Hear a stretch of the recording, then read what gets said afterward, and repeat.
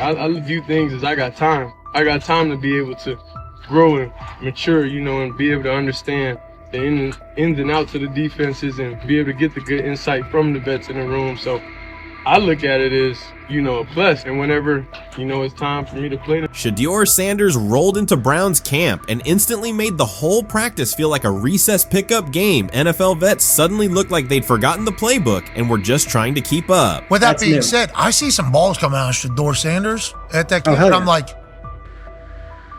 kind of looks like a guy. Yeah, I'm reading. He can sling it. Read the team. I see him, some of the veterans, how they talk to him, mic'd up, see what he's doing in the community. Yep. Talking about Njoku there? Njoku, Mike Nebb. Yeah, once you see, different little interactions and things like that, I know he has the talent. We'll see. It'll be a competition that usually brings the best out of guys, especially young guys. So I'm interested to see how that quarterback situation. Right after Shedeur Sanders tightened his cleats and the Browns settled in for what they figured was a routine camp day, the whole vibe tilted sideways. No blazing comet, no UFO touching down at midfield, just a swagger-charged quarterback striding in like he'd crashed the wrong league and thought, yeah, I'll stick around and run this show. The Browns had no clue what storm was rolling in. You'd expect an NFL team to do a quick scout, maybe pull up a highlight reel or two, but nope. They greeted Shedeur with a shrug, only to watch him seize the field on snap one and run the whole operation like a seasoned pro. First and foremost, he's been the best quarterback in camp. Now look, Joe Flacco ain't had many opportunities. There was a whole day I saw he didn't throw the ball at all. Here's my theory on the situation. They already know who's starting in the number 2 is. They already know. Joe Flacco and Shedeur Sanders is already locked up. You're missing the boat, people. You're missing the boat. Your boy, Kenny Pickett and Dylan Gabriel, they're fighting. Shedeur didn't merely clock in, he hijacked the session. One moment he's loosening his arm, the next he's roasting veteran QBs like faded names on busted draft boards. Defensive coordinators everywhere had the same gut punch reaction. His pocket poise? Straight disrespectful. His timing? Psychic. And every pass left his hand like it was laser guided to its mark. While Shedeur Sanders was slicing up routes, the Browns secondary looked less like an NFL backfield and more like a gaggle of dads sprinting through a Saturday fun run. Big on enthusiasm, short on closing speed. Coaches fought the urge to slam the emergency horn. Players traded wide-eyed, "Are we serious?" stares, and someone even double-checked that a hidden camera crew wasn't about to pop out of the tunnel. But nope, this was pure Shedeur. Half cold-blooded surgeon, half highlight factory. He wasn't dropping a casual "I'm here," he was crafting a masterclass. From the first rep, the tempo changed. Shedeur Sanders accepted the snap with steady footwork, diagnosed the Browns' single high shell, and delivered a tight window seam route that forced the free safety to recover late. Throughout the period, he manipulated leverage with quick shoulder fakes, moved through full field progressions, and released on time from a balanced base, consistently putting the ball on his receiver's upfield shoulder. Cleveland's coverage struggled on multiple fronts. Safeties hesitated between deep half responsibilities and underneath support, creating voids at 15 to 20 yards. Cornerbacks and off-man were caught in trail position when Sanders used rhythm throws on 3-step drops, while those who tried press technique had their inside hand neutralized by his receivers' outside releases. Linebackers widened to match shallow crossers, leaving the middle hook unguarded for pivot routes and option digs. One corner attempted a line of scrimmage jam. Sanders immediately adjusted the route to a back shoulder fade, releasing the ball before the break and rendering the press ineffective. Over the session, he showcased pocket discipline, reclimbing to maintain throwing lanes rather than drifting, and finished with a series of anticipatory throws against cover 2 cloud, fitting vertical outs between the flat and deep half defenders. Sanders' combination of rapid post-snap processing, precise ball placement, and pocket efficiency exposed coverage mismatches at every level and highlighted communication gaps in the Browns secondary. By mid-session, the Browns defensive staff clearly recognized their calls were outmatched. Every adjustment, a roll to cover 6, a simulated pressure, a late rotate to 2 high, was neutralized once Shedeur Sanders confirmed the post-snap picture. Routes that had taken weeks to script were beaten by timing and location. Comeback set at 12 yards broke open before the corner's transition. Slot seam-outs dotted the void between the flat and deep half defender, and boundary receivers beat press with quick hand techniques, receiving avoiding the ball before the trailman could recover. Sanders' command was methodical. He used cadence to freeze plug blitzes, re-ID'd the mic when linebackers sugared the A-gaps, and maintained a firm base so he could reset and fire without resetting his feet. His receivers benefited from that rhythm. Top of the stem, eyes back. Ball delivered on their upfield shoulder, allowing immediate transition to YAC. The Browns front tried a late stunt to compress the pocket. Sanders climbed 2 steps, re-spotted the shallow crosser, and delivered in stride, turning a potential sack into a 20-yard gain. What stood out most was how little ramp-up Sanders needed. From his first series, he processed full field concepts at tempo, cycling through progression reads without hitching. The poise under interior pressure, consistency in ball placement, and ability to manipulate zone defenders left the Browns' coordinated disguise packages ineffective and forced them into static coverage by the end of the period. In short, Sanders' efficient mechanics, rapid processing, and anticipatory accuracy rendered Cleveland's defensive game plan ineffective at every level, from pre-snap disguise to post-snap spacing. Imagine there's many people that think Dylan Gabriel's a better quarterback than Shedeur Sanders. I don't care where they were drafted. If the Browns are the one team that thinks that, then I'm going to suspect it's not true. They don't know what listen, they're they've doing. been on every quarterback evaluation for 30 years. Right. I never root against anybody. Yeah. But I'd be surprised if Dylan Gabriel's ever a legitimate starting quarterback for the Cleveland Browns. I'd be surprised. I just don't think. Well, then it is a wasted pick because you took him in the top 100.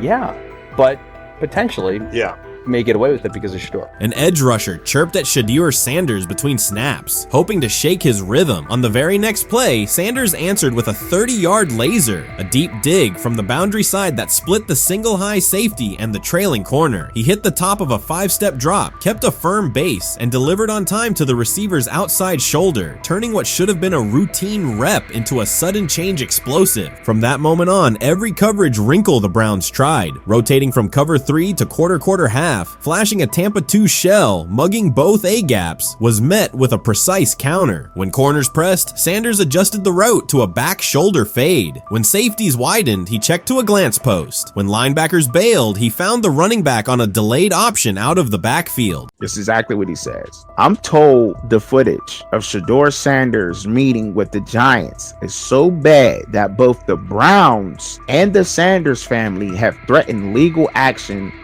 if it is published. The New York Giants have released audio from their draft interview with Shedeur Sanders, and the disclosure has drawn intense public reaction. Fans want to know whether Sanders made critical remarks and why the Giants shared material that should have remained confidential. The situation revolves around an open microphone, contentious comments, and the broader implications of the leak. The New York Giants published a brief, edited segment from their interview with Shedeur Sanders and withheld the remaining footage. Observers are debating whether this was a strategic public relations decision or an attempt to discredit him. The team has offered no additional explanation, and many fans view the limited release as inadequate and potentially misleading. They are demanding full transparency and accusing the organization of orchestrating a negative narrative. While criticism of Sanders is vocal, his supporters are responding with equal intensity. There was another team that he sat down with. What do you mean it didn't go well after that? So, he was pissed that they did that to him. They did that to him. He counter-confronted the them. same thing they do to every other quarterback prospect. They did that to him. They slide in a mistake to see if you catch it. Right. And so because you're the quarterback. But he didn't take it as a correction. He took it as like he got it's pissed just off. yeah, and it's like so here's another one. So another one was, he throws a bad interception, and it was a deep throw early in the game, and he comes back and they go in the meeting, they show the interception. The Giants have released only a brief excerpt of the interview and are refusing to share the rest. Their decision has drawn criticism across TikTok, X, and Facebook, where many see it as a poorly handled public relations move. Fans are calling for the full recording to be published so the situation can be judged in its entirety. The GM is on film that the son, they asked the son last draft, yo, who you think I should pick? His son yo, you need to get the Jaden Daniels, big. This is what his son, it's on tape. You should go Jaden Daniels. He laughing at his son. And all right, cool, get Jaden Daniels. I don't even know how that tape got out. I wouldn't have let this get out. Shedeur Sanders appears unfazed by the situation. Although the Giants suggested he was more hype than substance, their handling of the interview has instead elevated his visibility. Analysts across major sports outlets are now discussing him more than before, keeping his name prominent in the news cycle. New York Giants, where these tapes at? You hear me? Because if Shedeur Sanders was so unprofessional, y'all would have leaked the tapes for the whole world could see, right? Cause understand, it's a lot of he say, she say. But one thing I do know, as a young black man growing up in this world, being straightforward and not sugarcoat anything. The Giants' PR team appears to reject Sanders' family connection outright, a decision many view as unprofessional and lacking nuance. Internal discussions seem to have dismissed quarterbacks with prominent relatives as poor fits for the organization, revealing limited awareness of public perception. The response was swift. A single edited clip ignited widespread debate on social media, with fans asking why essential segments were held back and what the team might be hiding. Critics argue that if the full interview contains nothing damaging, the club should release it in its entirety. Online discussion intensified immediately and continues to gain momentum. What they do during the film and the combine and the meetings is teams will install mistakes intentionally planted in the install, and they want you to catch them. Shedeur didn't, and when a coach called him out, once again, it didn't sit well. It's like, bro, there's not many teams needing quarterbacks, especially since Pittsburgh appears to have a deal with Aaron Rodgers and Tennessee's getting Kale Moore. The Giants' decision to withhold the full interview has produced an unintended result. Instead of diminishing interest in Shedeur Sanders, it has intensified it. Media outlets and analysts are now examining every on-field rep, press comment, and public appearance as evidence of how he conducts himself under scrutiny. Each throw, adjustment, and answer is tracked and evaluated against league standards, reinforcing the view that he remains composed and professional. Many fans contend that the organization has misrepresented Sanders and suggest the issue may stem from the Giants' view of his father, Deion Sanders.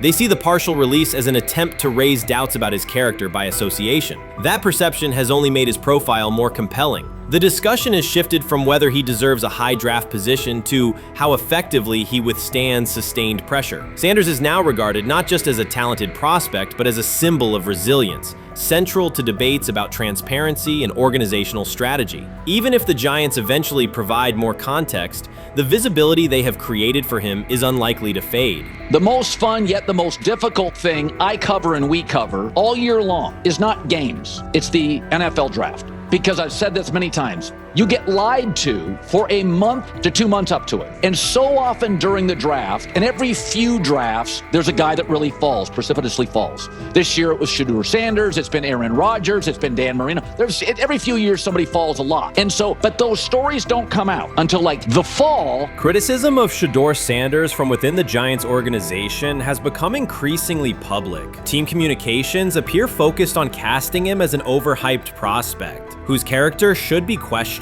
a narrative that seems aimed at shaping opinion rather than assessing performance. Yet each selective release or negative remark has instead amplified attention on Sanders and elevated his reputation. Efforts to confine him to a narrow, unfavorable image continue to produce the opposite effect, reinforcing his position as an underdog who endures external pressure. The debate has shifted from football analysis to broader concerns about narrative control and transparency. Fans, reporters, and online communities are still urging the Giants to publish the full interview, arguing that only complete context can resolve speculation. The organization's refusal to comply has intensified scrutiny and led many observers to conclude that the team underestimated public reaction and now faces questions it could have avoided with full disclosure. The tapes, the New York Giants have the tape. They definitely have the tape.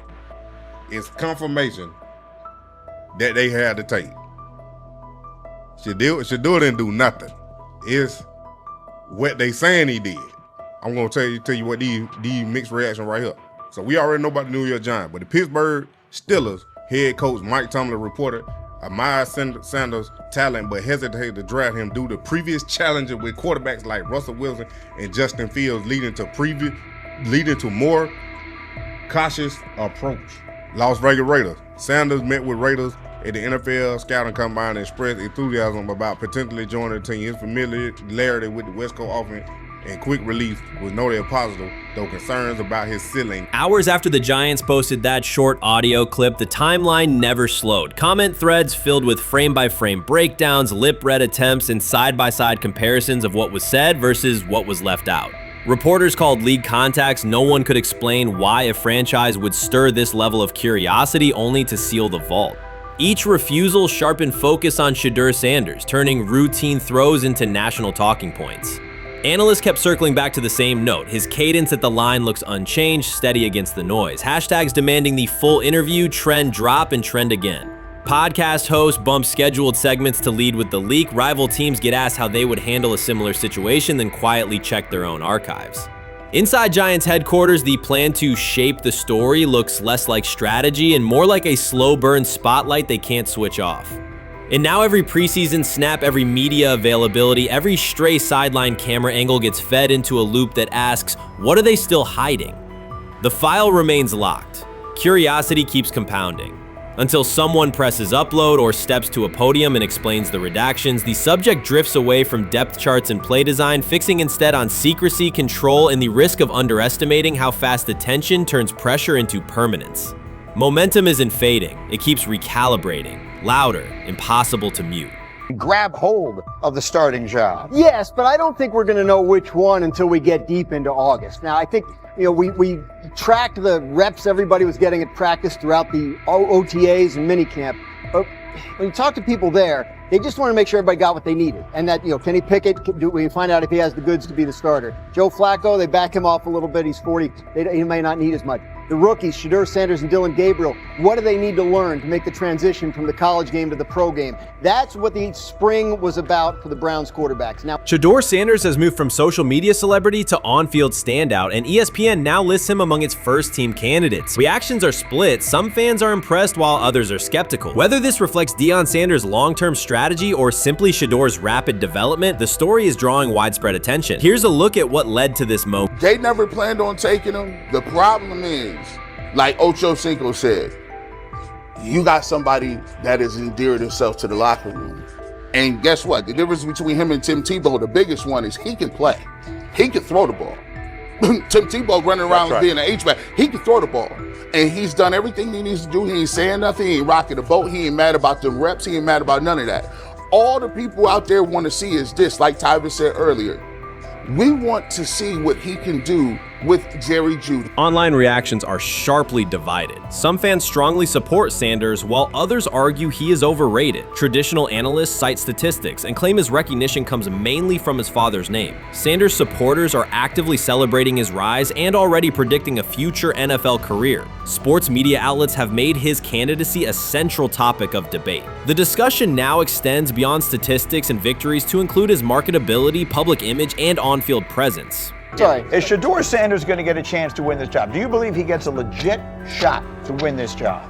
Listen, I think first of all, the action's going to really start in training camp. Like, forget all the OTA stuff. You don't win a job in OTA. The real action starts in training camp. And just like Shedeur said, during the mini camp, when it's time to take your reps, you got to make the most of it. Because I think early on, there's going to be a lot. Remember, Joe Flacco didn't hardly practice in OTAs and mini camps because they were giving the young guys. Right. So when he gets his opportunity, he's going to have to make the most of it. Analysts are closely reviewing game footage to evaluate Sanders' decisions and mechanics, while others examine his social media activity to see how he balances content creation with quarterback duty. Shedeur Sanders' placement on ESPN's early first-team list has taken over the college football conversation. Supporters circulate his highlights and argue that his on-field production and leadership justify the honor. Skeptics claim the recognition relies too heavily on his family name and question whether his resume is strong enough for first-team status. Analysts are rewatching game footage to assess his reads, accuracy, and pocket presence, while others examine how he balances a high-profile social media presence with quarterback responsibilities. The debate has pushed other storylines, such as conference realignment and NIL issues, into the background, leaving fans and commentators focused on Sanders' performance, marketability, and overall impact on the sport. I'll keep saying it. I believe Shedeur Sanders should play more games than any other quarterback on this roster this year, because he's the only guy that I look at and say they might have something here. Because I'm telling you right now, They left night 1 of the draft saying, we are taking our quarterback next year. So it's on Shedeur or Dylan or Kenny, probably not Joe, To change their mind. to change their mind. But you got to find out. You You've gotta got to find out. Opinions differ on whether Sanders is benefiting from his family name or simply showing real progress, but the attention is undeniable. Social media is flooded with edited images elevating him to legendary status. Critics argue the first-team nod is driven by hype and marketability, while supporters point to his flashes of strong arm talent, field vision, and decision-making. Regardless of motive, the announcement has dominated the football news cycle and intensified debate over how much of his rise is performance-based versus media-driven. Highlight reels rarely show Sanders' turnovers, late-game mistakes, or inconsistent stretches. Being named to a first-team watch list suggests sustained dominance, something Sanders has displayed only in flashes. His selection appears driven as much by brand recognition and media appeal as by performance. ESPN's decision has intensified debate. Data-driven critics post statistics that question his resume, while passionate supporters predict awards and future NFL success. Commentators recall a time when first-team consideration required years of proven excellence. Yet many fans already see the announcement as confirmation that Sanders is on track for major college football honors. Shedeur Sanders has earned first-team reps when training camp commences later in July. I'm not saying like he's the first guy up when you do 11 on 11s day 1, 2, 3, 4, 5 at training camp. I'm not necessarily saying that, but he's the one quarterback that we didn't get a chance to see take reps with the ones. But I think Shedeur has a chance to like make this conversation interesting if he gets those reps with the ones and he has the same success that he did with the 2s, the 3s, and the 4s.